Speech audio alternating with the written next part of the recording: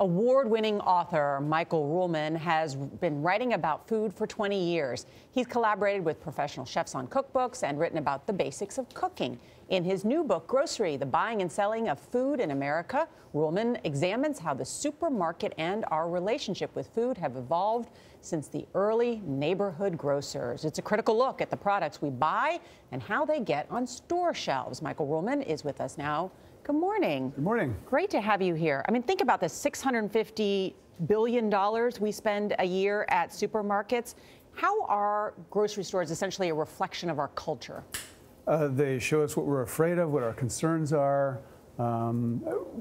We know we're more concerned about food than ever because we're getting sick. Our food is making us sick, and we want to know how to feel better, and we think we can find that at the grocery store. And you say breakfast is the most dangerous meal of the day. I consider it the most dangerous meal. Our breakfasts are composed of refined wheat, mainly in cereals. Cereals with, guess some of the cereals you have in your green room are, are almost half sugar.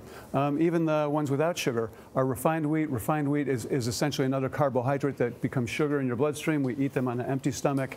We eat nutritionally bankrupt foods in the morning, and we shouldn't. But General Mills said, quote, many of our cereals are fortified with important vitamins and minerals, and all include large quantities of whole grains.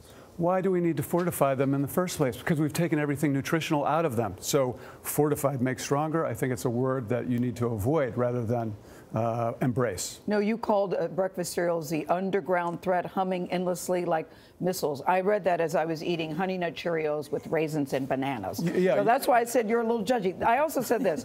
You're in the supermarket line. There's a woman who's buying fat-free products or something. Fat-free half and half. Yes, and you confronted her. I wanted you to talk about that exchange. And you say this, 85% of all Americans shop at the grocery store, 46% at supercenters, and 15% of unfortunates shop at drugstores. I was at CVS buying raisins, so I thought this guy is very judgy. Well, you have to be judgmental because no one's talking sense. I want people to think about food. Yes. The woman bought fat-free half and half. She looked like a responsible, intelligent woman. I had to know, why would somebody buy fat-free half and half when half and half is defined by the quantity of fat in it? I asked her, what do you think? Exactly. What do you think they're replacing the fat with? She looked at you and then looked at the label. No dummy, she. She said, skim milk, corn syrup. So the company's removed what's good for us, which is dairy fat, good, wholesome dairy fat, and replace it with what we know is bad for us, sugar. But I like what you said about reading the labels. Read the labels, and you said if you can buy everything on the label in the grocery store, then it's real food. It's real food. If it tells you on the package that it's food, it probably isn't. Remember that as well. Read the ingredients. Read how much sugar is in it, and read the portion size. If it's 25% sugar and a serving size is 50 grams, that's half sugar. So what should you do at breakfast?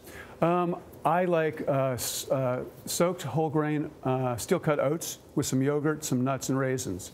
An egg is a great egg, and a piece of cheese is a lovely breakfast. You said there's so much more food too. Bacon. Yeah, we love bacon. Always bacon. Always bacon. You're okay with bacon? I love bacon. You don't want to eat bacon all the time. Charlie, if you ate lettuce all the time, you'd get sick. Yes. So should we be careful of lettuce? No, but you talk about the number of food, like eggs, small, medium, and large. Right. Used to be back in the day. Now there's how many? 15 different kinds of eggs. 40 different kinds of Oreos. Yeah. That's not good, you say. Well, we're overwhelmed by choices. The food manufacturers, the food producers found that they could only increase their bottom line by creating more products, more varieties. This is why we have whole aisles devoted to salad dressings. But Norah actually knows how to cook. I do. Actually a good cook. Well, I do. I mean, I made chicken thighs for my kids last night. So it was really easy, and it's like about the easiest thing in the world to cook. God bless you. Yeah, but people are cooking less at home, and this is lending itself to a lot of health problems, right? It is. We need to cook more. We need to isolate time to cook. We don't say, oh, I'd love to cook, but I'm too busy. You don't say, I'd love to shower, I just don't have the time. Thank you so much, Michael. Yeah, really fascinating. Yep. The name of the book is called Grocery, wherever you like to buy your books. It's got a lot of interesting nuggets in there. Thank you, too. Students around. That was a smirk, I think.